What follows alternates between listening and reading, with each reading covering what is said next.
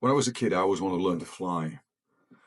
Roll on a few years, and I'm a student pilot in a microlight. I've just been sent out on a solo cross-country flight.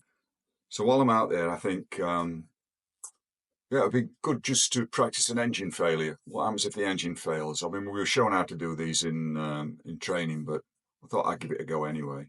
So I looked around lots and lots of fields, picked a really nice big one, big yellow rape flowers in it. I thought I'll give that a go. So I set myself up 2,000 feet and pulled the power back.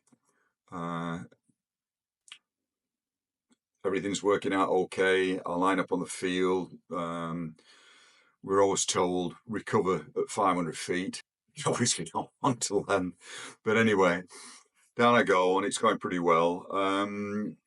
Things were moving a little bit quicker than I thought, and then all of a sudden the ground's coming up really close, and in a panic I just hit the power, just punched the power in really quick, and the engine stopped. The next thing I know, I'm doing a double somersault into this rape field. I come round and one part of the aircraft's in one place and I'm in another place, and the whole thing's a wreck.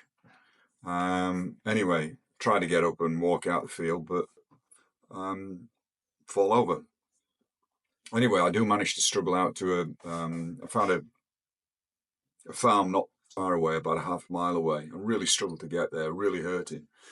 And when I got there, nobody was answering the door, and two young boys came to the window, and I sort of shouted to them that, I just landed in their field or crashed in their field, and I needed to call somebody for some help, and they wouldn't open the door. Obviously, they've been told don't talk to strangers.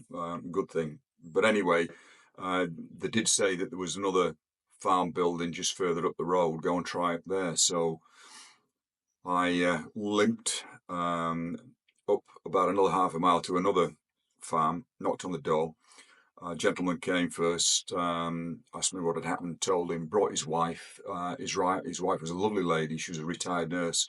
Brought out a wheelchair, sat me down in the wheelchair, made me some hot tea with loads of sugar. I phoned my son and said, come and pick me up. I've crashed the airfield. I'll have to sort that out later, but I just need to get home. So about an hour later, he turned up and got back home. Told my wife what had happened. She went crazy. Told me, that's it. That's the end of your flying career. And I just sat on the sofa and been a bit, wimpish. Anyway, managed to grab a bit of sleep. Later on in the day, some friends came around and told them what had happened. And my friend's wife said, you just don't look well. And I said, no, I'm fine. She said, what have you done? I said, oh, it's fine. It's nothing. So she said, I think you ought to go to the hospital. And I said, no, I'm fine. So tried to stand up, fell over. So they helped me into the car, took me through to the hospital. When we got to the hospital, checked in, and they said, so what's wrong? And my wife said, he's just crashed an aeroplane. And straight away, that was it. Neck brace on, onto a gurney, onto a trolley, rushed off and straight into examination. Those were the days, eh? When you could get straight for an examination. Anyway, they took x-rays, came back, and doctor came round. He says, right, we're taking you down to surgery. I said, well, why? And he said, well, you broke your ankle. I said, no, I've been walking on it. And he said, you can't have walked on it. It's impossible. So I told him the story about walking through the field, the first farmer's cottage, then the second one, and then getting home and falling over when I got home. And he said, no, and he showed me the x-ray. My ankle was broken at 90 degrees. He said, there's no way you could walk on that. It must be adrenaline. Anyway, they took me down. Next thing I know, I'm recovering on the men's ward. Nurse came round and brought me a drink and everything. And apparently it was about 10 hours later. It was next day.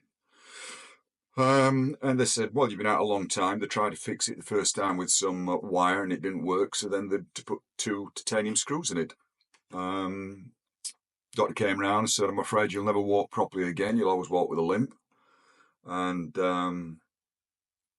they put me in a private room, which I thought was great because I wasn't on Bupa or anything.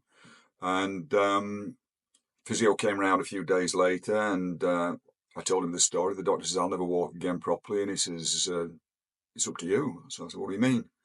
He said, "Up to you if you're going to walk again properly." So I said, "Why?" He said, "I'll get you walking properly." He said, "It just depends how much pain you can stand." And my God, he put me through it for the next few days. But I tell you, best advice I ever got, because I can walk, I can run. I'm 70 years old now, and I'm still agile and fit. So give thanks, first of all, to the physio guy. Give thanks to my patient wife, who, even though she told me I was never going to go flying again, I did. I ended up having 30 years as a career in aviation. That's another story for another day. And also, thank God, because I could quite easily have died. I hit the ground that hard. I was lucky just to break an ankle. I could have broken my neck. I could have broken my back. I could have broken my head. So, yeah, I cheated death that day. Happy days.